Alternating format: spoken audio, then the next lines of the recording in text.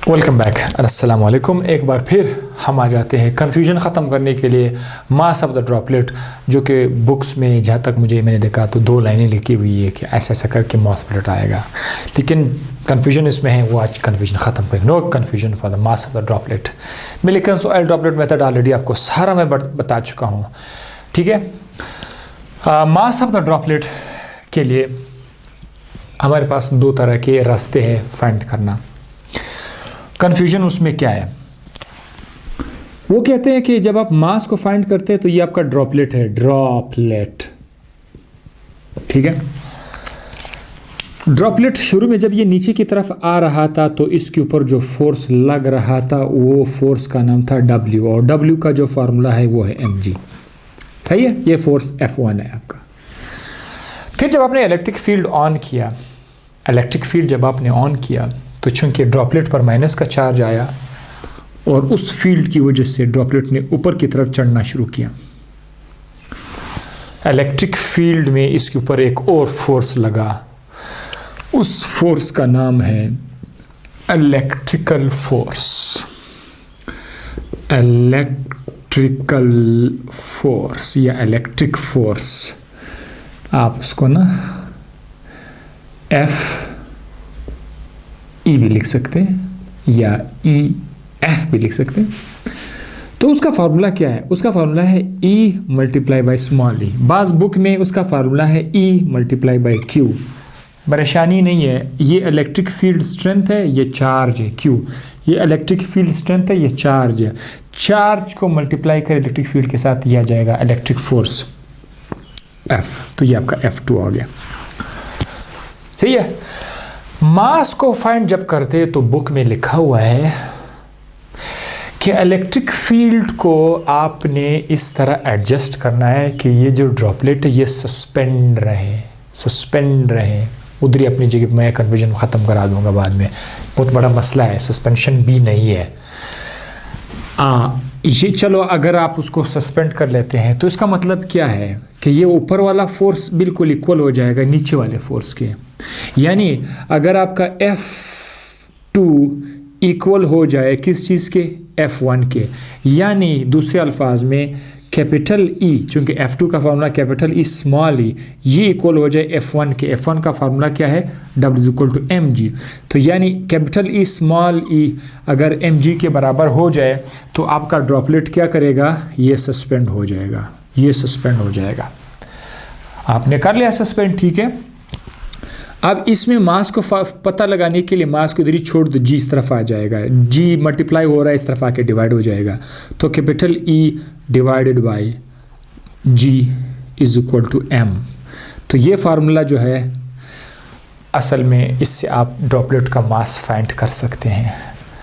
भाई मैं अभी आपको कन्फ्यूजन ख़त्म करता हूँ। ये फार्मूला से आप मास तभी फाइंड करोगे जब सवाल में आपको ये सारी वैल्यूज़ दी गई हों। सारी वैल्यूज़ तो क्या, G तो ज़रूरत ही नहीं है, G तो पहले से सबको पता है। इलेक्ट्रिक फील्ड क्वेश्चन में दिया गया होगा, वो उन्होंने दिया होगा, और अगर उन्होंने सवाल में इलेक्ट्रिक चार्ज वो भी दिया और ड्रॉपलेट पर जो चार्ज है अगर वो भी उन्होंने दिया हो ना, तब ये सही है। सवाल आ जाएगा कि एक ड्रॉपलेट है, उस पर ये चार्ज है, ये फील्ड है, ये G है, तो फिर तो आप कर पाओगे। लेकिन मेरे भाई जब आप लोग मिलिकन्स ऑयल ड्रॉप मेथड में थे उस वक्त तो आप लोग खुद इलेक्ट्रिक चार्ज को मालूम करने जा रहे थे। मिलिकन्स ऑयल ड्रॉप मेथड में तो आपको ड्रॉपलेट का चार्ज मालूम करने वाले थे। तो जब आपको खुद ही E का पता नहीं है, चलो E और G का पता, तो मास कैसे मालूम करो? कभी आपने सोचा है? और ये वो चीज़ें हैं जिससे कई वीडियो लेक्चर्स में एज सच स्किप किया हुआ होता है। मैं मानता हूँ ये मास ऑफ ड्रॉपलेट का फार्मूला है, लेकिन जब आप इस तरह शॉर्टकट मारोगे फिर ये मज़ा नहीं करेगा। ये सवाल की हद तक तो ठीक है, अगर आपको कोई न्यूमेरिकल एग्ज़ाम में आ जाए कि भाई ये वैल्यूज़ आप मास को, ठीक है, फिर हम कर सकते हैं। तो अब सवाल ये है कि फिर उधर हमने किया क्या? उस मेथड में मास ऑफ द ड्रॉपलेट को फिर फाइंड कैसे किया? बाकी तो ठीक है, सब ठीक है, V1 हम कर सकते हैं, फाइन है, V2 कर सकते हैं, G भी है, ओके, सब ठीक है। मास को फाइंड करने के लिए ड्रॉपलेट को फिजिक्स के पॉइंट ऑफ व्यू से स्टडी करना पड़ता है। ड्रॉपलेट किस चीज़ के अंदर, एक एयर के अंदर हवा के अंदर। आपको पता है जब कोई चीज़ हवा के थ्रू जो है नीचे आ रहा हो, या कोई चीज़ है इस पर ये नीचे आ रहा है तो इसका अपना वेट है, ये एक फोर्स है। ये जो एयर है, एयर इस पर एक फोर्स लगा रहा है, फ्रिक्शन, और वो फ्रिक्शन हमेशा इसके अपोजिट सिमत में चल रहा होता है। इसीलिए तो हम लोग कभी कभी, आपने पैराशूटर देखा हुआ है, अगर एक शख्स छलांग लगाए ऊपर हाइट से, जितनी ज़्यादा ऊपर हाइट से ये छलांग लगाएगा, ये नीचे की तरफ आ रहा होगा, थोड़ा सा जब ये नीचे आएगा ना तो इसकी वेलोसिटी थोड़ा बहुत तेज़ हो जाएगा, और जब ये और नीचे आएगा तो उसकी वेलोसिटी और तेज़ हो जाएगी, इसका स्पीड तेज़ होता जाएगा। यानी इसके अंदर क्या प्रोड्यूस हो जाएगी? एक्सेलरेशन। एक्सेलरेशन, हवाई आसमानी गोली बंदूक से फायर हो गई, वो जाकर ऊपर जाकर के बिल्कुल कुछ ही समय के लिए रुक जाती है, तो उसका स्पीड बिल्कुल क्या होगा? बिल्कुल उसका स्पीड होगा ही नहीं। जब वो नीचे आ रहा होगा तो ज़मीन तक पहुँचते पहुँचते उसको इतना ज़्यादा स्पीड मिल चुका हुआ होता है कि अगर वो किसी के खोपड़ी में पड़े मार देता है उसको। तो किसी चीज़ के अंदर ऊपर से नीचे जब ये आ रहा होगा, ये दो तरीकों से नीचे आ सकता है। एक, एक्सेलरेटेड होकर के आना, पत्थर आप फेंक दो ऊपर बिल्डिंग से, वो पत्थर एक्सेलरेटेड होकर के आ रहा होगा तो वो तो बहुत तेज़ी से आएगा। गोली है, जो भी है, इंसान आप जहाज से फेंक दो, इंसान भी एक्सेलरेटेड होकर के आएगा। लेकिन हम एक ऐसा तरीका अपनाएंगे जिसमें कोई चीज़ ऊपर से नीचे आ तो रहा होगा, प्यार से आ रहा होगा, एक कांस्टेंट वेलोसिटी से आ रहा होगा, कोई एक्सेलरेशन उसमें नहीं होगी। फिजिक्स वालों ज़रा आप इसमें ज़रा देखो, फिजिक्स के पॉइंट ऑफ व्यू से देखना पड़ेगा। आप पेन को छोड़ोगे ना तो ये एक्सेलरेटेड जाएगा, लेकिन एक ऐसा बंदोबस्त हम कर सकते हैं कि ये नीचे तो जा रहा होगा लेकिन इसके अंदर कोई एक्सेलरेशन नहीं होगा। कैसे? फिजिक्स के पॉइंट ऑफ व्यू से अगर आप किसी ऑब्जेक्ट पर फोर्स लगाएंगे ना, फोर्स लगाएंगे तो उस ऑब्जेक्ट के अंदर क्या प्रोड्यूस हो जाएगा? एक्सेलरेशन प्रोड्यूस हो जाएगा। तो क्लियर है।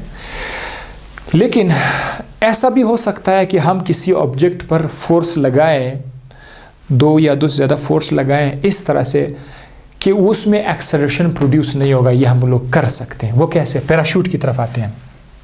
पैराशूट, जब कोई बंदा पैराशूट की मदद से, ठीक है, पैराशूट की मदद से कोई बंदा नीचे की तरफ आ रहा होगा तो एक तो इसका वेट है W, नीचे ला रहा है। ये जो पैराशूट है, पैराशूट उसका अपवर्ड ड्रैग फोर्स देगा।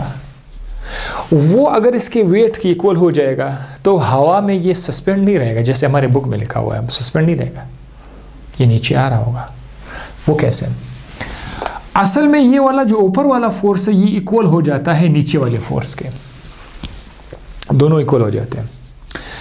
तो जब ये वाला फोर्स इस फोर्स के इक्वल हो जाएगा तो आप यूँ समझ लीजिए कि उस पर ओवरऑल कोई नेट फोर्स लग ही नहीं रहा। तो second law of motion physics में जब फोर्स नहीं है तो एक्सेलरेशन कैसे आएगी?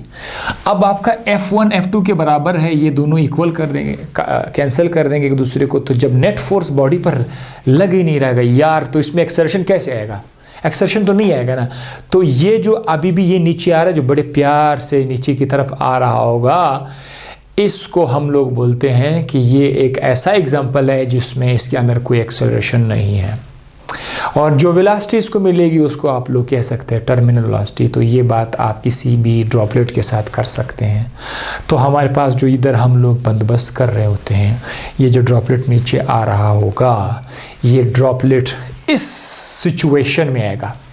हम उसके इलेक्ट्रिक फील्ड को ऊपर नीचे इसीलिए कर रहे हैं ताकि उसका अपवर्ड इलेक्ट्रिकल फोर्स जो ड्रॉपलेट को ऊपर लेके जा रहा है वो नीचे वाले फोर्स के साथ इक्वल हो जाए और ये उसको टर्मिनल वेलोसिटी मिल जाए। टर्मिनल वेलोसिटी जो अब मिलेगी उसका नाम है टर्मिनल वेलोसिटी। ये टर्मिनल वेलोसिटी से जाकर हम लोग मास ऑफ द ड्रॉपलेट फाइंड करेंगे। वो कैसे? ड्रॉपलेट का रेडियस भी तो होगा कि नहीं होगा? ड्रॉपलेट का रेडियस भी होगा ना, यहाँ से लाकर यहाँ तक जो फॉर्मूला डायमीटर है तो यहाँ से लेकर this is the radius.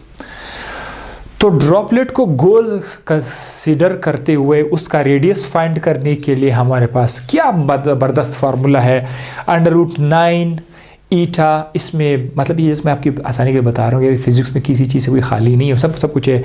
Eta coefficient of viscosity है। अब एयर के अंदर सब कुछ है तो एयर की तो अपनी विस्कोसिटी है, एयर की अपनी विस्कोसिटी है और इसकी वैल्यू आपको फाइंड करने की जरूरत है ही नहीं, वो पहले से मौजूद है, आपको फाइंड करने की जरूरत नहीं है। Viscosity of the air, terminal velocity आपको पता चल गया, ठीक है, VT terminal velocity VT, acceleration due to gravity. और ये क्या है, ये निशान डेंसिटी का है, density of the liquid, density of the air. Air का भी डेंसिटी है, इसके अंदर एयर है, और लिक्विड का डेंसिटी भी आपको मालूम है, ऑयल का डेंसिटी भी आपको मालूम है, पहले से हमें मालूम है, एयर की डेंसिटी भी हमें पहले से मालूम है, फाइंड करने की जरूरत ही नहीं है। तो फार्मूला लगा आपके पास क्या आ जाएगा, आर आ जाएगा। ये जो आर है, इस आर को हम लोग फिर क्या करेंगे, मास का फार्मूला, ड्रॉपलेट ऑफ मास के लिए हम लोग क्या करेंगे, density of the liquid multiply by volume of the droplet. ये डेंसिटी तो अभी भी इधर आ जाएगा, लेकिन वॉल्यूम ऑफ द गोल चीज़ों का वॉल्यूम, मैथ अब देखो इसमें मैथ भी शामिल हो गया। मैथ में आपने देखा होगा कि गोल चीज़ों का वॉल्यूम फाइंड करने का फॉर्मूला क्या, 4πr3/3। ये जो 3 है ये क्यूब है, रेडियस का क्यूब। ये रेडियस को फाइंड करने के लिए हमने इतना बंदोबस्त किया था कि यहाँ से आपको रेडियस मिलेगा, फिर उस वैल्यू को हम यहाँ पर पुट करेंगे, 3 लगाएंगे, तो ये पूरा का पूरा जब आप इक्वेशन सॉल्व करोगे, डेंसिटी ऑफ द लिक्विड, ठीक है, डेंसिटी ऑफ द लिक्विड 4 तो पहले से आपका है, पाई का नंबर पहले से आपको पता है, ये 3 है, आर का वैल्यू भी पता है, इनको सॉल्व करो ना, आपके पास मास आएगा। भाई ये तो जरूर खुद भी कर सकते हैं। तो ये वो कन्फ्यूजन है जिसे मैंने आज आपके लिए ख़त्म कर दी कि मिलिकन्स ऑयल ड्रॉप मेथड में इतना सारा चीज़ें लिखने की शायद इसलिए भी ज़रूरत नहीं पड़ी कि फ़िज़िक्स में एफएससी के लेवल पर स्टूडेंट्स को अगर सादा सादा समझाए तो ज़्यादा बेहतर होगा। तो इसीलिए ये वो कन्फ्यूजन है जो आज आपके लिए मैंने ख़त्म करा दी। होप आपको ये समझ आ गया होगा। ये फार्मूला भी आप मास के लिए इस्तेमाल कर सकते हैं अगर कोई न्यूमेरिकल आ जाए, न्यूमेरिकल में उन्होंने ये दिया हो, चार्ज दिया हो।